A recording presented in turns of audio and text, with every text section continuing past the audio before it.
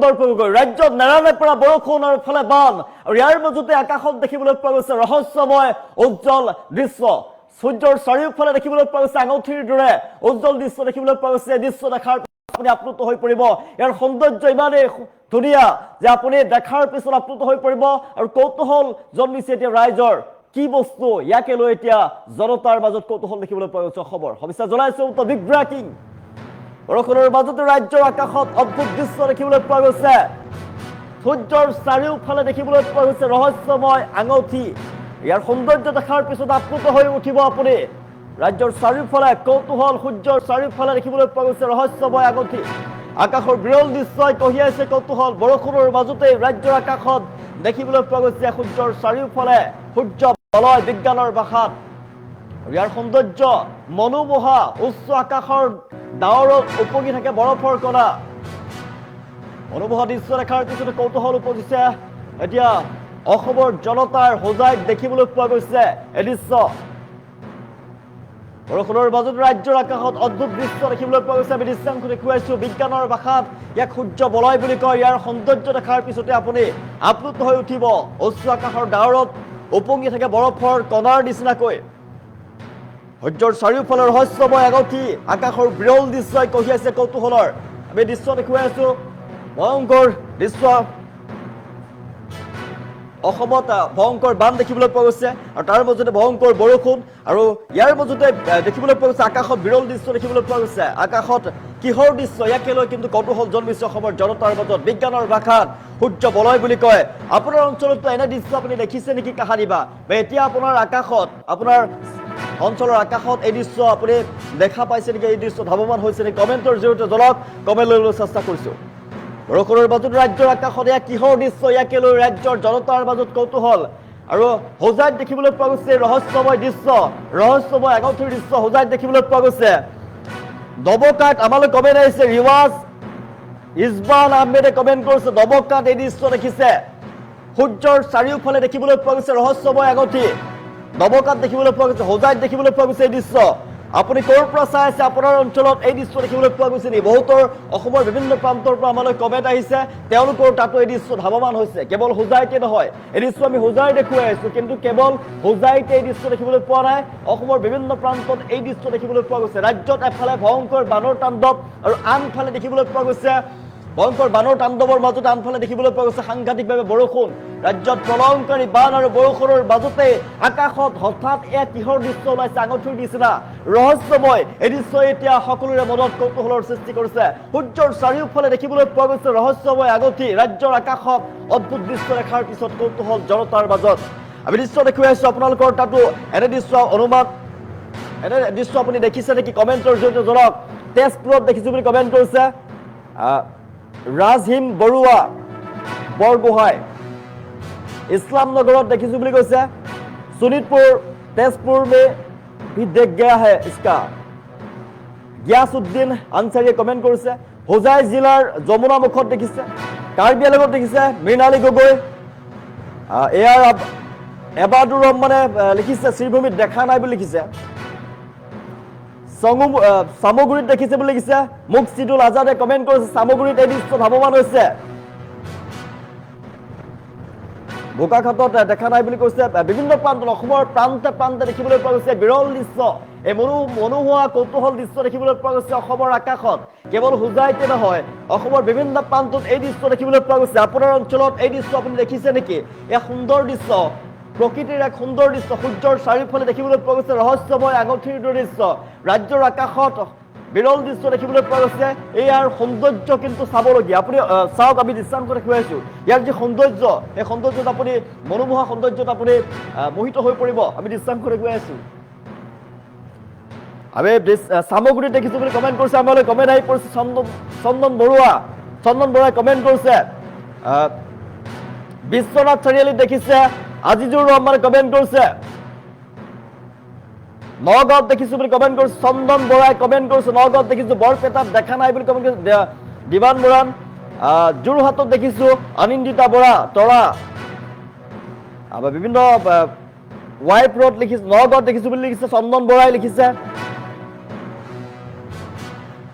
লংকাত দেখিছোঁ বুলি লিখিছে, লংকাত দেখিছোঁ কিৰণ হাজৰিকা, হোজাই তৰাপুৰত দেখিছোঁ বুলি কৈছে, আব্দুল গফুৰে কমেণ্ট কৰিছে।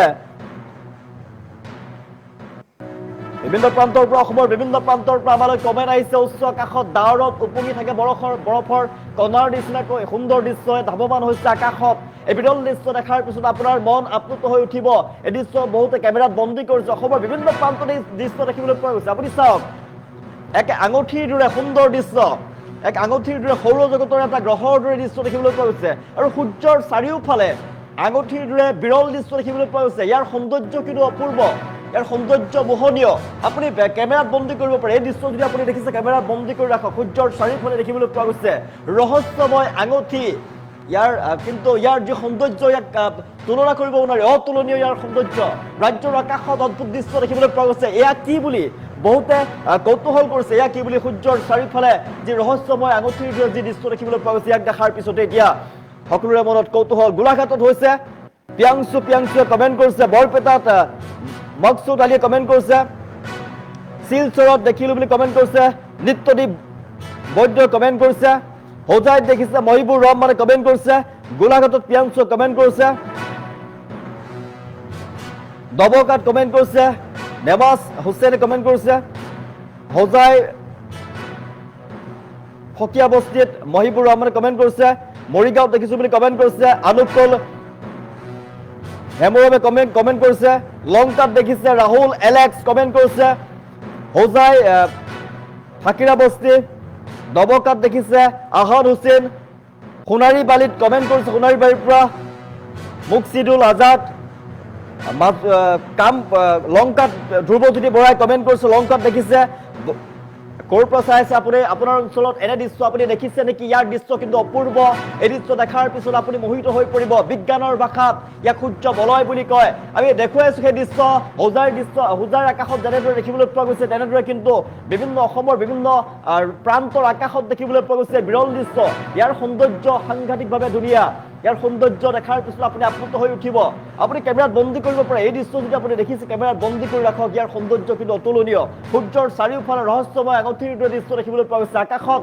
বিৰল দৃশ্যই এতিয়া ৰাইজৰ মনত, অসমৰ জনতাৰ মাজত কৌতূহল আনিছে। এফালে সাংঘাতিকভাৱে বৰষুণ, আনফালে বানত ক্ষতিগ্ৰস্ত হৈ পৰিছে জনতা, আনফালে বানত ককবকাইছে ৰাজ্যবাসীয়ে। বান আৰু বৰষুণ, ইয়াৰ মাজতেই আকাশত এই দৃশ্য, বিৰল দৃশ্য দেখাৰ পিছতে ৰাজ্যৰ জনতাৰ মাজত কৌতূহল দেখিবলৈ পোৱা গৈছে। মঙলদৈত দেখিছে, কমেণ্ট কৰিছে। ক্ষীৰোদ ডেকাই কমেণ্ট কৰিছে। লংকাত বাৰ্তিপ ধাৰ কমেণ্ট কৰিছে। লংকাত দীপেন গগৈ কমেণ্ট কৰিছে। মৰম বুলি কয়, আমি আগতেও দেখিছোঁ বুলি কমেণ্ট কৰিছে। বিভিন্ন ঠাইৰ পৰা আমাক কমেণ্ট কৰিছে। নগাঁৱত দেখিছোঁ বুলি কমেণ্ট কৰিছে। চন্দন কুমাৰ শইকীয়া কমেণ্ট কৰিছে। মাধৱ ৰাজবংশীয়ে কমেণ্ট কৰিছে। শনি সংকেত বুলি কমেণ্ট কৰিছে। তেজপুৰত দেখিছোঁ কিশোৰ নাথে কমেণ্ট কৰিছে।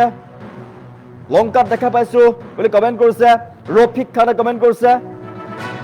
যোৰহাটত দেখিছে পাৰ্থপ্ৰতিম কাশ্যপে কমেণ্ট কৰিছে। যোৰহাটত এনে দৃশ্য দেখিছে। আপুনি ক'ৰ পৰা চাইছে? আপোনাৰ অঞ্চলত এনে দৃশ্য আপুনি দেখিছে নেকি? ইয়াক আমি দেখিবলৈ পোৱা গৈছে আকাশৰ মাজত দেখিবলৈ পোৱা গৈছে বিৰল দৃশ্য।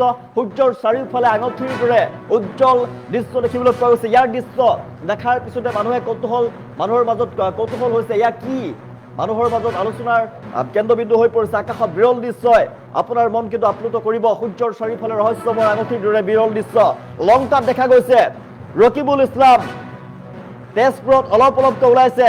কিশোৰ নাথ তেজপুৰত দেখিছে। পলাশ নেওগে কমেণ্ট কৰিছে। তেজপুৰত দেখিছে। দিল্লীত দেখিছে।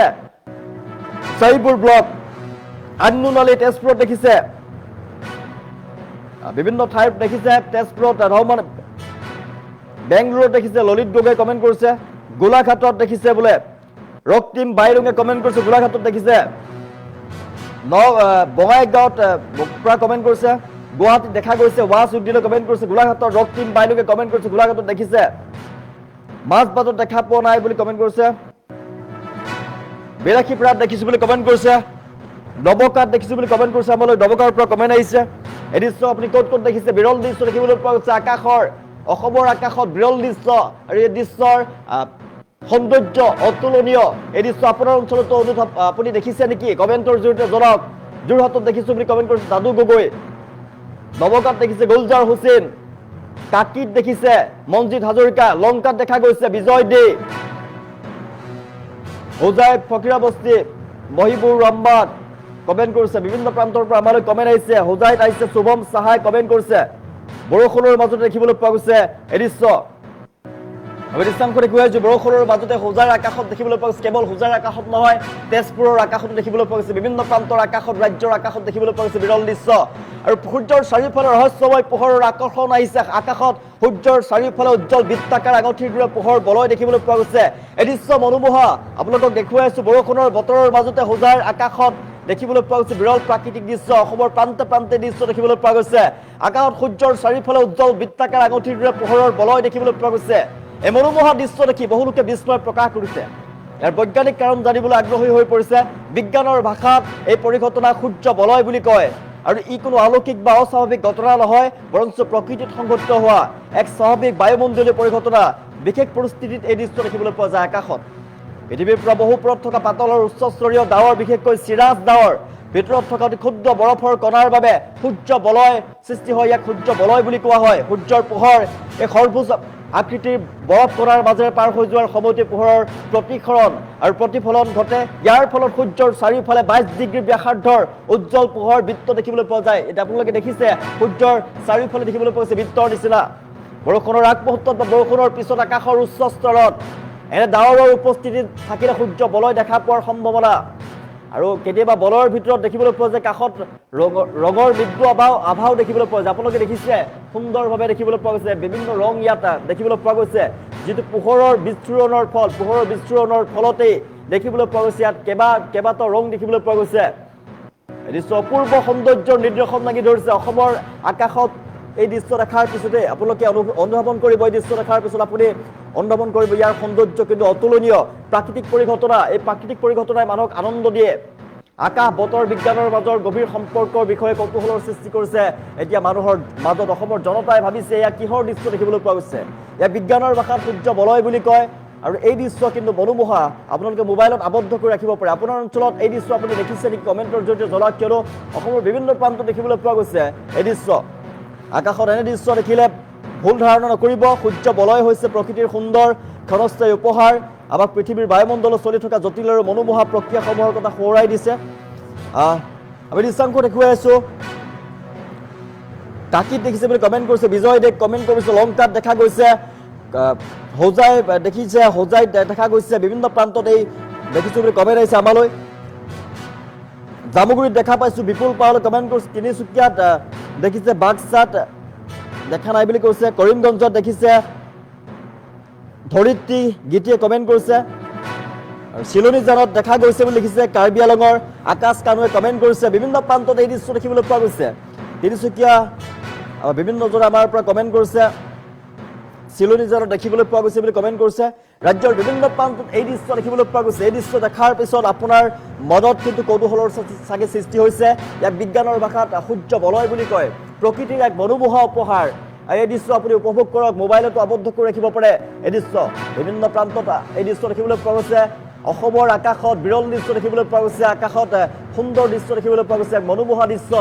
সূৰ্যৰ চাৰিওফালে ৰহস্যময় আঙঠিৰ দৰে দৃশ্য দেখিবলৈ পোৱা গৈছে, বৃত্তাকাৰ আঙঠিৰ দৰে দৃশ্য দেখিবলৈ পোৱা গৈছে। ইয়াত কেইবাটাও ৰং দেখিবলৈ পোৱা গৈছে। সেই ৰঙৰ দৃশ্যই বৃত্তাকাৰ যি আঙঠিৰ দৰে দৃশ্য, উজ্জ্বল দৃশ্য, এই দৃশ্য আপোনাৰ মন কিন্তু আপ্লুত কৰি তুলিব। আপুনি ক'ৰ পৰা চাই আছে? পিংকি বৰাই কমেণ্ট কৰিছে, নগাঁৱত এই দৃশ্য দেখিবলৈ পোৱা গৈছে। নামটিত দেখা গৈছে এই দৃশ্য, দিলদাৰ আহমেদে কমেণ্ট কৰিছে। গুৱাহাটীত দেখিছে, আৰিয়ান আলমে কমেণ্ট কৰিছে। ৰবকাইত পাইছে জিয়াৰুল ইছলামে কমেণ্ট কৰিছে। নগাঁৱত কমেণ্ট কৰিছে আলম খানে কমেণ্ট কৰিছে। কাৰ্বি আংলঙত দেখিছে পিংকি বৰা।